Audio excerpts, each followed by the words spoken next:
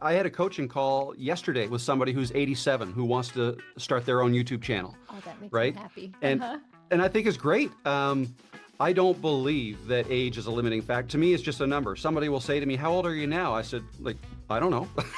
It's not something that even really matters to me. I still think I can learn new things. Welcome to Late Bloomer Living, the podcast where we're all about shaking up our ideas about what it means to grow older. I'm Yvonne Marchese, your resident age agitator and play instigator. Around here, we believe midlife is the perfect time to play, to reinvent, and bloom like you mean it.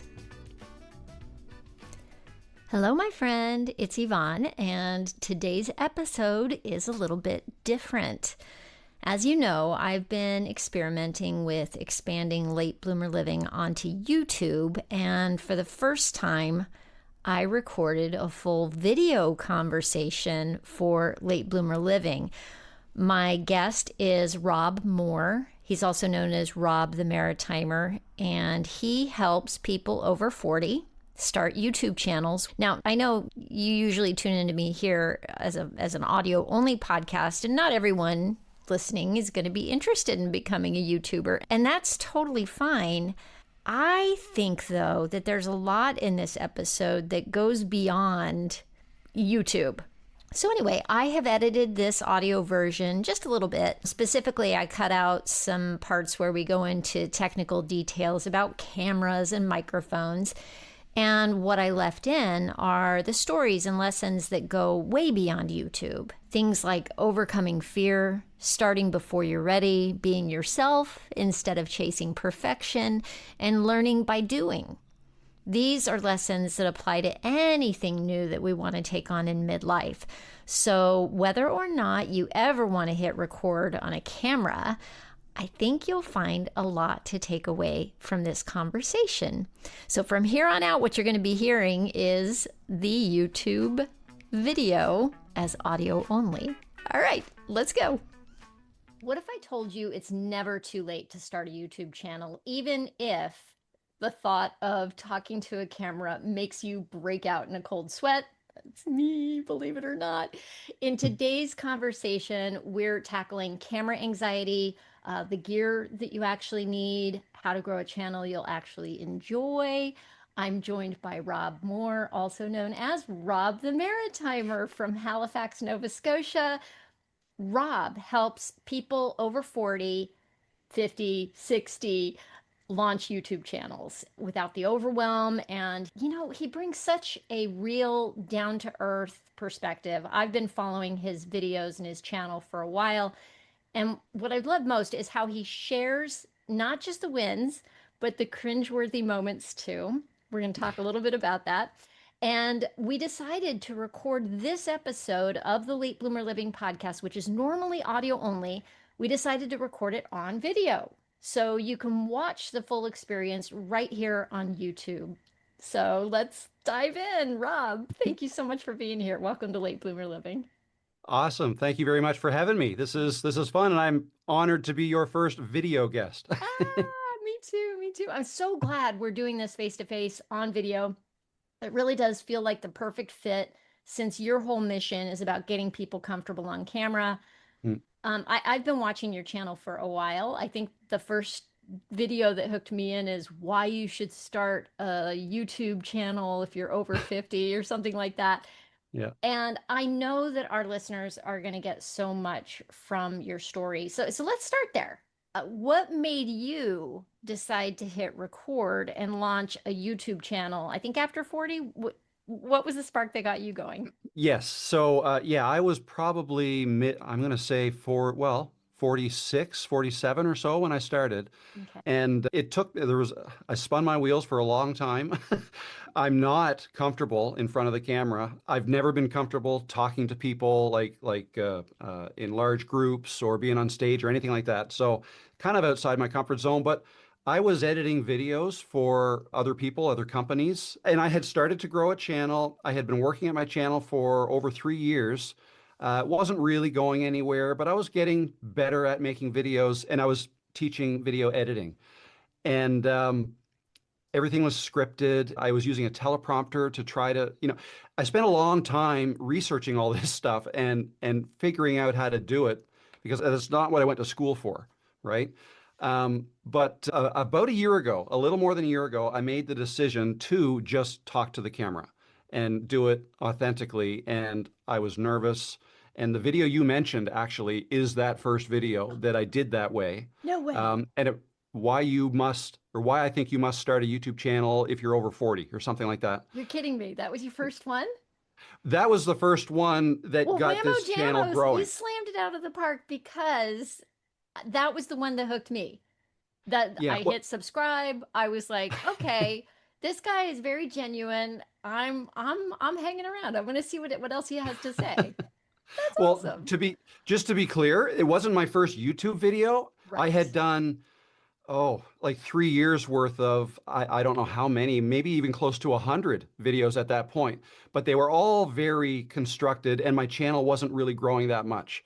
I love Um, that you're pointing that out. And you yeah, basically changed trajectory essentially in that moment, right? Like you went yes. from teaching video to talking about how to grow on or why you should start a YouTube channel after 50. Yeah, so Yeah. basically my audience at the time was older people because the software I was teaching, Camtasia, it's typically older people that use that. It's been around a long time. Uh-huh. And I was just thinking, what else could I talk to because my channel's not growing. Let's try something new.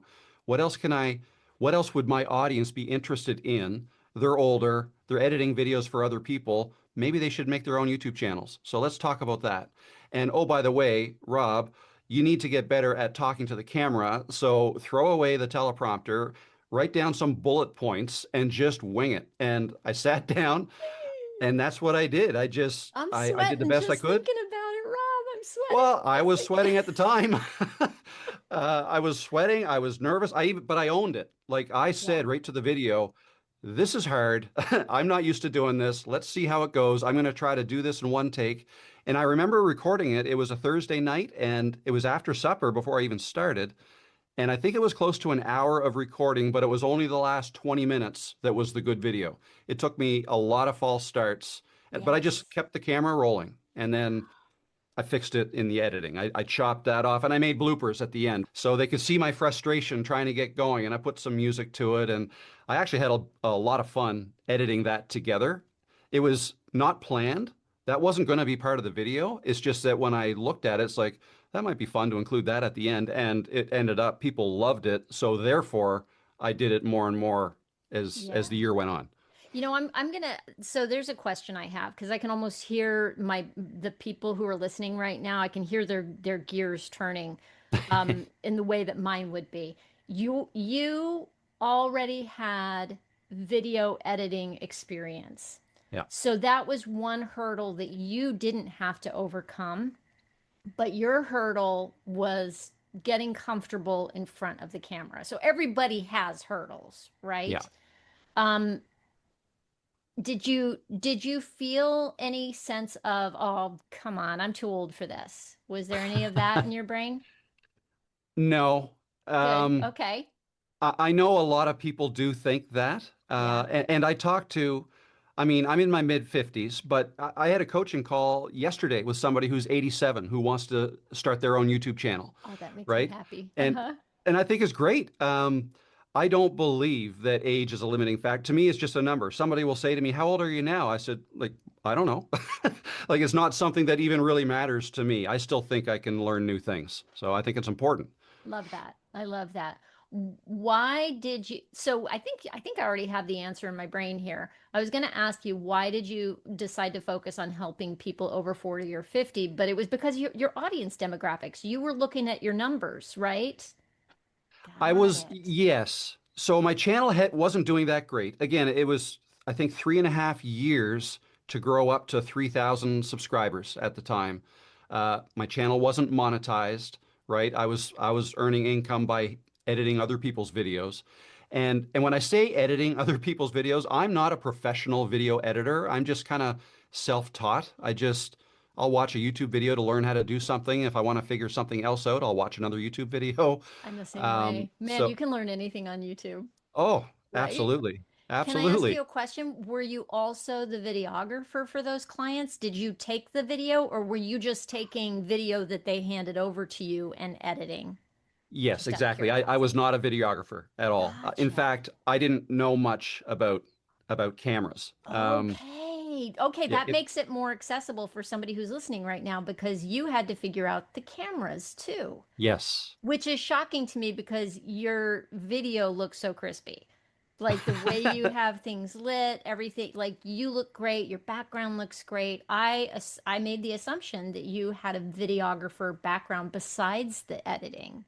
No, no, no, no. Oh, When I started with YouTube, I did a lot of watching of other people's of YouTube videos, yeah. and I would watch tech videos, try to learn about cameras. What do I need if I want to be a YouTuber? That kind of thing. Yeah. And I probably spent more money. Like if I were to do it over again now, I probably wouldn't have this camera I'm using right now.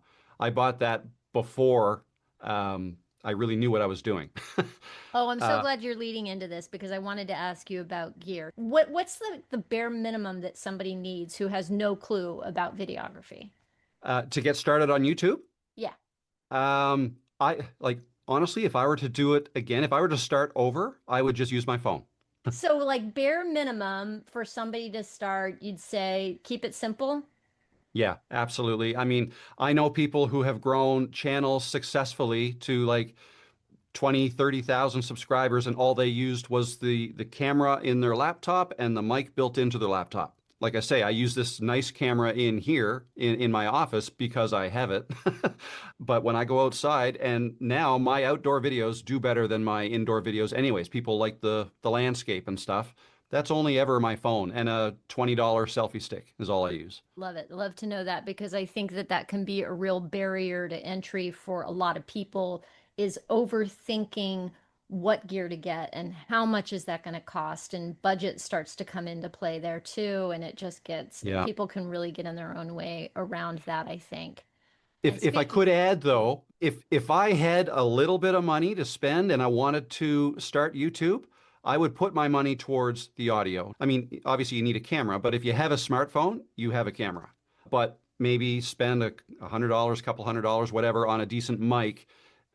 Good quality audio is so much more important than the video. If you're making videos that people want to listen to what you have to say, they don't mind if your picture's not perfect. That's not what they're there for. They're there to listen to you. And so if your audio's good, that's great. I'm glad you brought that up. So speaking of barriers and just the things that get in our way, you've talked openly about camera anxiety. Talk a little bit more about what that was like for you in the beginning and what did you do to overcome it? Right. Okay. So, yeah, talking to a camera is foreign to most people. It's just not what you're used to doing. I never grew up doing it. And, I can talk to a person and look at them and have a conversation. But when you start talking to a camera, when I first started it, it's like, okay, I know what I want to say. Great. Let's make this video. And then I'll look at the camera and I freeze. It's like I forget what I was going to say because I think it's the anxiety of making sure that you say it right. And maybe mentally, I'm thinking, well, if I don't say it right, I'm going to have to stop recording and then back up, press record again, and all. And, it took me years of just trying to get over that hump. But what finally turned the corner for me, like that time when I sat down and just decided to do it and kind of forced myself to do it, what I found helped me, now this could be different for everybody, but for me, I just pictured a good friend of mine has just asked me a question about what I'm about to talk about, and now I just have to answer that question to him. Yeah. That's what I thought mentally. And then I talk to my camera like it's a friend. A lot of people will get caught up in, oh, I need a teleprompter so I can read exactly what I want to say. Well, if you're doing that, you're going to be staring right at the camera lens the whole time, right? Right. And how often, when you're talking to a friend, do you stare them down their eyes the whole time you're talking to them? You don't. You look up here, you look over there, you're just chatting. And here's another thing I want people to know. Anybody who's listening may or may not know that I used to be an actress. I used to be a theater performer. Mm, That was everything I wanted to do since I was 6 years old. And yeah, I was as much of an introvert as I actually am. I'm comfortable on stage with a script and a rehearsal process and Okay. all the things that go into putting a show up. All that Hmm. stuff is like great. I'm speaking somebody else's words. I'm in character. It's part of the story. I'm in. But there's a reason I have an audio only podcast. And that Right. reason is that I was really uncomfortable on camera. All my work was theater work, for one Hmm. thing. And secondly, I was really uncomfortable speaking in public from the heart, Right. off the cuff. Hmm. And that is something that doing the podcast has really helped with it. I've had to, I don't know Beth, if this is true for you, but I've had to get out of my own way Yeah. in order to promote the podcast. And so I started doing videos. And it Right. was like, oh my gosh, it was so uncomfortable in the beginning. And some people will say, well, of course you can do that because you're a performer and blah, blah, blah. And I'm like, you don't understand. You really don't understand. I used to break into tears the Yeah. minute I'd start talking about anything that was literally just me thinking on the fly, Right. crying. Yeah. It was awful to have to overcome that. But with time and practice and doing it over and over again, it has gotten easier. Yeah. Well, I mean, you're doing great here. We're on video right now, and it looks like you're extremely comfortable. So Thank whatever you've you. been doing is working. This is different. This feels just like a conversation to me. Yeah. Like this is the way I normally record the audio only podcast because I like to be able to see the person that I'm talking to. So we're on video, Yeah. but I'm not necessarily even thinking about the fact that somebody else is going to be watching this. Now I am. Yeah. Yeah. It's so interesting what you said because I've learned this. See, I always thought somebody who's comfortable with public speaking or theater would be a piece of cake. Making YouTube videos is what I thought because I am not that person. So I'm very different than you in that, like growing up, I did not want to be in any plays or on stage or speaking in front of the classroom. I would get sweaty just thinking about that. Yeah. And so I was thinking, if somebody's comfortable in front of people, this should be easy. But what I've heard is that it's not.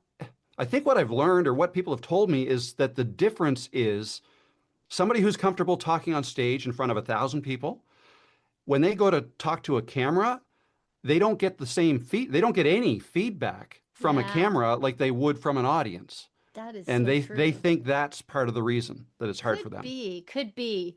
I think for me it was more feeling like a some sort of what's the word I'm looking for? I wasn't comfortable speaking my own mind. Okay. You know, Because you if were in a play. You were I was in a play, it was part of a right. story. I was a vehicle to help tell a larger story. Another thing that I find helps though, I feel like I think a lot of people get hung up with, well, what would I talk about on YouTube? And I don't feel like I'm an expert in anything. Like what can I make videos I'm about? so glad you brought this up. Go ahead. Sorry. Okay, yeah, Yeah. no, what I was going to say is I don't consider myself an expert in anything. Hmm. And I own that pretty early in my journey. And I repeat it often. And, if I'm doing a live stream and there's a bunch of people in there and I'm asked a question that I don't know the answer to, I will be the first one to say, I'm sorry, I don't know the answer to that, but I'll try to get you an answer, right? The way I look at this is I'm just sharing my experience. Um, some of the things I say might be true for me, but maybe not for somebody else in terms of YouTube and how to grow and things like that. Like there's many Yeah. ways to grow on YouTube, and YouTube hasn't given us an owner's manual, so we all kind of have to figure this out as we go. And it changes Yeah, all the just time anyway, right? what's that? And it changes all the time anyway. What worked last year is probably not working this year That because could very well be. And what works on a home gardening channel may not work on a tech channel, right? yeah. Everybody learns different things at different stages. And I feel like all I can do is kind of share what I'm learning when I'm learning it.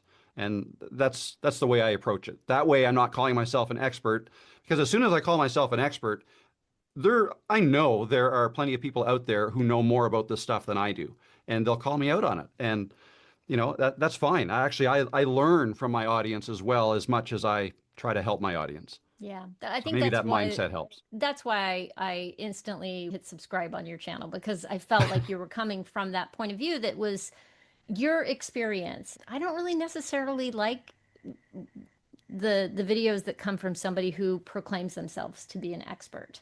You Yeah. know, Yeah. there's a disconnect for me in learning from somebody like that, because it feels unattainable in a way. Yeah. And learning from you just feels more like, oh, okay, okay, this is what worked for him. That's what enabled me to start Late Bloomer Living finally, Hmm. after having the idea for 2 years. I didn't do it for 2 years, and I had a lot of reasons. I'm a photographer with a business that I was trying to grow at the time. My kids were younger, a lot of Yeah. busyness going on, and my one of my main concerns was when am I going to do this? And how much money is it going to cost to do this? But then the other thing niggling around in the back of my brain was, there's so many podcasts, and who cares what I have to say?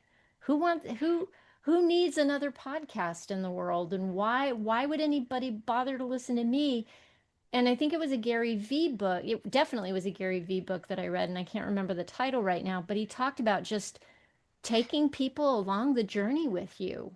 Hmm. I'm just learning Yeah. about what I'm learning about, and hopefully that's helpful to somebody else who is interested in the same things I'm interested in, you know? Ab Absolutely. You don't have to be an expert. Somebody once said, you only have to be a step or two ahead of somebody to be able to help them, right? Yes. It's like a teacher. Like if a kid is in grade 1 and they need to learn math, do they need Einstein to teach them how to add numbers together? Yeah, you just Absolutely. need to be a couple steps ahead, and that's all you need. I'm a big believer in that. Okay, so there's something I definitely want to talk to you about before we wrap up today, and that is the cringe factor of two things, I guess. The cringe factor of recording in public, because like, can I tell you, oh, that's real. Oh, that is so real, Rob. Like, once I started walking and talking and having Yeah, my camera like actually recording me skating, there's something so unsettling about having somebody walk by me while I'm doing that at the skate yeah, park. It feels so vulnerable. And yet, explain this to me, I'm totally comfortable posting it. So what's yeah, that about? You know? And there was an episode that you put up not too long ago where you talked about being at a party and running into a friend who said, "Hey, what are you up to these days?" I think you had been doing voiceover work in the past, and he was like, "Are yeah. you still doing voiceover these days?" And you're like, "No, I'm actually doing a YouTube channel." I mean, I don't want to go into the whole thing, but it was like the other cringe factor that I do run into is actually telling people who are friends or acquaintances about what I do. Yeah. Or they'll go, "Oh, I've seen your skating videos. They're so fun." You know, and I'm like, "Thanks." You know, oh, it's so cringe. I know exactly what you're talking about. Yeah. That episode is what made me reach out to you. I was like, "Oh, I definitely need to get Rob on to talk about that moment." And I think what you've said maybe in more than one video is don't tell your friends what you're doing. Well, yeah, I know. I guess it kind of comes down to what your comfort level is. Like if somebody were to ask me, what should I do? Should I tell people or should I not? And it's really, well, how comfortable are you going to be talking about it? Like the episode you're referring to, I think that was June, just a couple months ago, I made that video. And Uh-huh. yeah, I went over, visited a friend's place. We were watching a hockey game. I'm in Canada, so we watch hockey games. And he asked me, yeah, what are you doing? I mentioned YouTube, and the look on his face was like, why would you do that? Like that, he just didn't comprehend. And it caught me off guard. I tried to a little bit explain it, and then I could tell that he wasn't taking it in at all. And it's like, it is my business, it's my work, so I don't have to share. But the thing is, I liken it almost to like a business mindset. Running a YouTube channel is a lot like starting a business. Or starting a podcast, right? Like you're not going to be earning an hourly wage out of the gate.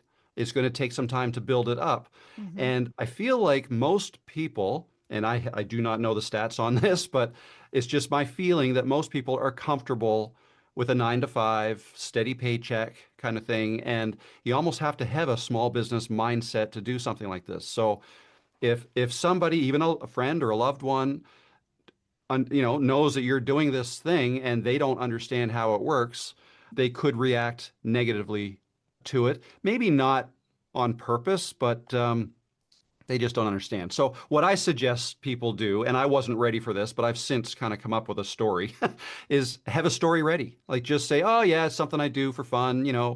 Um, you don't have to offer up very much because do your friends typically go into detail about their business and what they do at work? Probably not. Right. So That's a great that, point. What I also pulled from some of your other videos where you've mentioned this is just the idea of approaching your friends and family and asking them to subscribe to you on YouTube. Can yeah. can you address that? Yes. So that is not a great idea because I mean I understand the wanting to grow your channel quickly, and people will tend to think, oh well, I've got a Facebook account and I've got 500 friends. I'll just let all them know about it. I'll announce it. But what tends to happen, and I'm kind of going to get into the weeds a little bit with YouTube. YouTube, whenever you post a video to YouTube, YouTube is going to actively try to put that in front of the right people that they think will want to watch it. Okay. Mhm. And how do they know who these people are? Well, they'll get clues by what's in your video. Like they use AI too to transcribe your video. So they kind of Mhm. know what you're talking about. And the more videos you make that are all about the same thing or geared towards the same audience, that's more and more data given to YouTube. So they're learning. They're always learning who you're trying to reach, and they get better and better at it. And that's how your channel will grow and grow. But if you blast it out to a whole bunch of people, here's my new YouTube channel, check it out and give it a like. You'll probably get a lot of friends and family that are curious. What are you up to? And they'll check it out. The chances that your friends and family that you're close to are as interested in whatever topic it is you're talking about as you are is probably low. I'm So, laughing because it's like you get the glazed over look, like a lot of yeah, times, if you're into your thing that you're passionate about. Like yeah, my husband is really into like the Grateful Dead and music and like the minutia of like this band and who was playing on that song. And we laugh because I'll start to glaze over, or he'll start talking about like the VW Bug that he rebuilt and car stuff and the details yeah. of what he did to get the bug running again. And he can just he sent me a video once that was just hilarious because it was like a husband and wife, and she would talk about what she was really into and he'd glaze over. And anyway, so Yeah, exactly. I mean, he could probably talk about it for hours, but at some point he's going to lose his audience. right. Well, the same thing with Exactly. YouTube. So if you get a whole bunch of new subscribers that are friends and family who are just kind of either nosy because they want to know what you're up to, or even they might even think they're supporting you by subscribing to you. Right. Um, More likely the Unless they case. watch Yeah. all of your videos, it's not going to help you. In fact, it could hurt you because now YouTube is seeing, oh, wow, here's a whole bunch of subscribers. And oh, even they're not watching your video. So that must not be a good video. You must really suck. We're not sending Yeah, this to anybody. that's right. You want YouTube to organically find your audience. And the best way to do that is just to keep making videos on the same. Some people say on the same niche or on the same topic, but really the better way to think about it is for the same people. Yeah, yeah. I'm so glad we talked about that. I mean, we could go into a whole other thing, which I don't think we have time for, which is monetization, because that's another question I'll get from friends and family is, are you making any money yet on that podcast? And I'm like, nope. It's got to be a But passion project first. exactly, exactly. But for anybody who is interested in a lot of the ins and outs, I love that you have shared like your progression of views and what has worked for you in monetization and what's happened. Like you've gone really in depth on some of that on your videos, and that's Yep. been really helpful. I really appreciate the transparency of what you are putting out in the world, and I want to thank you for that. So anybody who Oh, is interested should go follow Rob over on Rob the Maritimer on YouTube. So I just appreciate saying that. that. No, Yeah. it's a lot of fun. Can I just address one other thing that you mentioned that I forgot? I forgot to answer. Yeah. I don't think it was a question, but you talked about filming in public and what that Yes. feels like, Yes. and Yes. how cringy it can kind of feel. I'm the same way. Like I will film out on a trail that's usually doesn't have that many people on it, but if people walk by me, I stop talking, I put the camera down, and I walk by them and I'll say, "Hey, how you doing? Great." And then I continue. I've promised my audience I would go into the city, into a busy area, and film myself just to prove that you can step out of your comfort zone. Because honestly, most people don't care what you're doing. Most people out walking around in the world are thinking about themselves, what they look like, what they sound like. They're not concerned about you. I mean, it's weird to us, you and I, and people our age and older. We didn't grow up with these cameras, but most other people, the younger generations, are filming themselves all the time. Yeah. So anyways, I just wanted to add that. And that brings it. Gosh, I feel like I could talk to you all day. I do want to ask you this one thing and be sure that I ask it of you is do you think that starting a YouTube channel later in life can actually be an advantage? I think I know the answer. That's a leading question. 100%. Yes. How so? Yeah. Because I mean, yeah, I hear this a lot too. Well, YouTube is so saturated, like it's done. How can I do anything new? Well, you probably can't do anything new, but that's okay. What will make your content new or different is you, right? You are the difference maker. People like listening and watching different people. Like some people like watching my videos. I'm not the only one making videos talking about what I talk about. There are plenty of other people.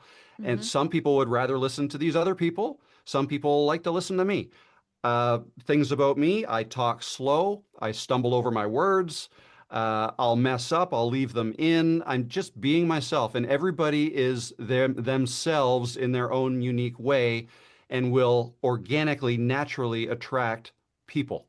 Not everybody, but some, enough. There's billions of people in the world. So just be yourself. You mentioned people who are older starting. Like I said, I've got people a couple days ago, 87-year-old lady was talking to me. And who would want to listen to an 87-year-old lady?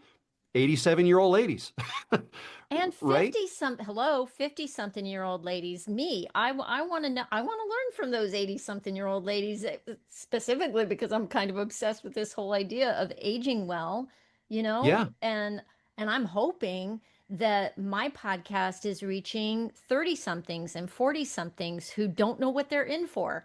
Anyway, I'm going off on a thing there. I'm going to stop.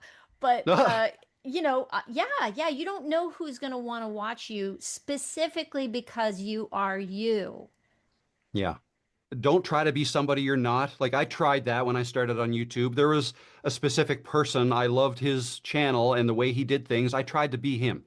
And that didn't work. And plus, that's a lot harder to make a video that way too. I'm not an actor like you are. So I couldn't make that happen. Here's the thing that I hear from that is when we aren't authentically ourselves, I mean that word authenticity, it gets thrown around a lot, but I'm a big believer in just being yourself because the alternative is exhausting. If Yes. you are trying to do something that isn't you, then you're constantly bringing yourself to the party in a way that isn't genuine for you, and that just requires so much energy. Oh, does it ever? Yes. Ever since I made the switch to just being myself and everything gets easier, right? I leave mistakes in. I don't have to edit that much, which, editing's not that easy. I mean, you can learn it, but you also don't have to do near as much of it these days as maybe 5 years ago because people, like you mentioned authenticity, people want to watch real people on YouTube, especially people who are older, I find. They just want to connect with people. You can help people. If you make a channel that is, say, it's geared towards helping you from 5 years ago, I think that's perfect. Maybe you've just gone through something, could be health related, could be relationship related, whatever. You can talk about it and help somebody who may be about to go through that thing. Those types of channels do really well, helpful So, channels. what do you do to make sure that you don't fall into like creator burnout mode? Anything?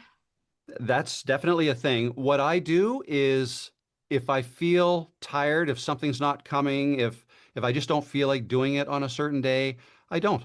I'll take a break. I think it's super important. Maybe you need a day off, 2 days, a week. I think it's important, especially like some of the younger people I talk to who perhaps have a full-time job and are looking at doing YouTube. Mm-hmm. They've got to be careful because you need to leave time for family and friends and downtime. Yeah. um, I think it's really important to enjoy whatever you do. I really enjoy YouTube, so that's what I do. But yeah, no, I need a break every once in a while, and I'll take a break. Yeah. I love that answer. Taking breaks, that's a great bit of advice. And Time to recharge. Give yourself yeah. time to recharge, maybe rethink what you're doing and just start Mm, fresh. yeah. Absolutely. Yeah. What's one piece of encouragement that you would give to somebody who's thinking about hitting that record button but hasn't done it yet? Um, I will say that it took me a long time to do that, to get to the point where I felt comfortable doing that, like recording and just talking to the camera. But once I did, it was like a relief. It's like I was so happy. I was so happy that I had done it, and I felt like I accomplished something. At the time when I posted the video, I had no idea it was going to do well, and it did well. And not every video is going to do well, and that's okay. But you learn from every video, you learn from your mistakes. It's a journey, it's something you can add to your life's journey if it's something you enjoy. It's super important to enjoy, I think. But yeah, I don't know if I really answered your question. I guess I would say, what's the worst that can happen, Mm, right? You press record, you record something, you don't like it. I mean, you could just delete it. I don't typically suggest that, but I'm a big believer in even if you don't like your first video, just upload it to YouTube. It doesn't matter. Nobody is going to judge you but you. Like you're going to judge yourself way harder than anybody else is. You're going to learn from it. You'll look at it. You'll think, oh, I don't want to do it that way again. And your next one will be a little bit better. Um, yeah, I don't know. It's fun. yeah. It's interesting to think about, if you're posting something in the beginning, it's probably just not going to be good and being okay with that. Yeah. Kind of learning in public sort of thing. I don't know, it's kind of like working out at the gym, One of my favorite quotes is done is better than perfect these days, and Yeah. that's coming from a recovering perfectionist. It's just like just done is better than perfect, Yvonne. Hit go. Just send it out. I was just going to say one thing you said about your first ones aren't going to be perfect. In all likelihood, a new person's videos, their first videos, are going to be horrible, usually.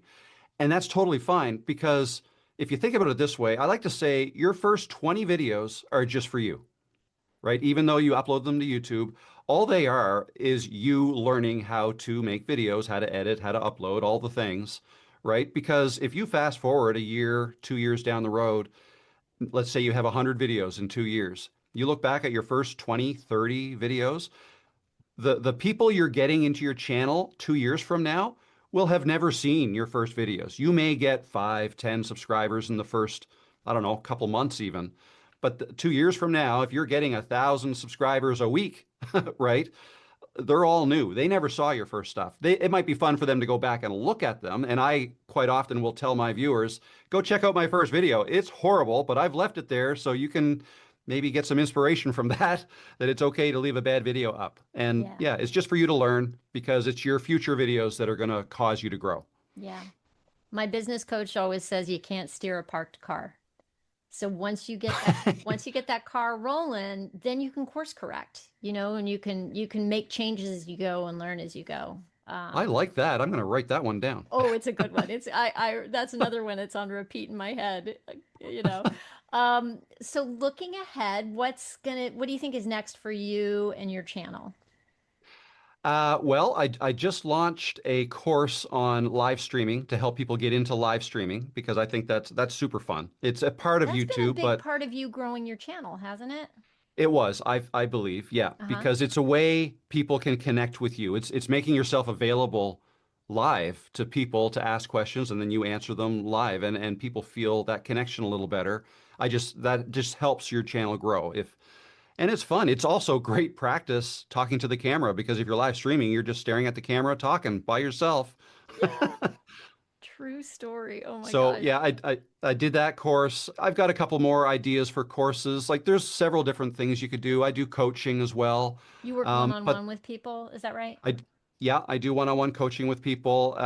I may create like a more in-depth coaching program at some point. I'm not sure yet. My favorite part though is just making videos. I usually do a couple a week, and the live streams when I get to interact with the people that watch my videos. I find that very fun. Well, I am personally a fan and go back to your videos and I'm learning a lot from you. So thank you for that. I And appreciate that. Thank you. hit the subscribe button. Well, first of all, hit the subscribe button here, Late Bloomer Living, but also pop over to Rob's channel, Rob the Maritimer is where you can find him. And your website, what's the website address where people can find you? It is robthemaritimer.com. Easy peasy. And Yep. I will have stuff in the show notes for you guys. And thank you so much Awesome. for being with me today. I really appreciate it. I want to ask the audience, what is one takeaway from Rob's story that makes you want to hit record yourself? I want you to share that in the comments below. And thanks for watching. This has been such a fun experiment to go Th- on video with you. Thank you for it. Kind of our pre-call kind of gave me that little push that I needed to do this. Well, thank you, Yvonne. This has been an absolute pleasure. You're doing great things. Keep doing what you're doing. And I look forward to seeing the video version of this. Thank you. Me too. That was such a fun experiment. I had fun. That was my very first video guest for the Late Bloomer Living YouTube channel. So for this audio version, just as a reminder, I trimmed out some of the technical talk that we did about cameras and microphones, but I hope you noticed how much of Rob's wisdom and experience transfers to any new adventure that you might want to take on. For me personally, the biggest takeaways were about patience and practice and giving yourself permission to show up imperfectly. Those lessons are just as relevant if you're starting a new career, learning a hobby, or chasing a dream that you've had on the back burner. So if you would like to see the full unedited conversation, including all that gear talk, you can watch it on my YouTube channel. You'll find me there if you look up Late Bloomer Living. And be sure to subscribe if you want to follow along there. And hey, I'd love to know what you think of this format. Does an edited audio version like this work for you? You can leave me a voice message. Did you know you can do that? Just go to latebloomerliving.com/podcast. Scroll down the page a little bit and you'll see a little button that says you can leave me a message. And I'll hear your sweet voice. Or you can send me an email at latebloomerliving@gmail.com and let me know what you think. By the way, this isn't what I'm planning to do for every Late Bloomer Living episode going forward. It's an experiment. So with that, remember, my friend, bloom like you mean it.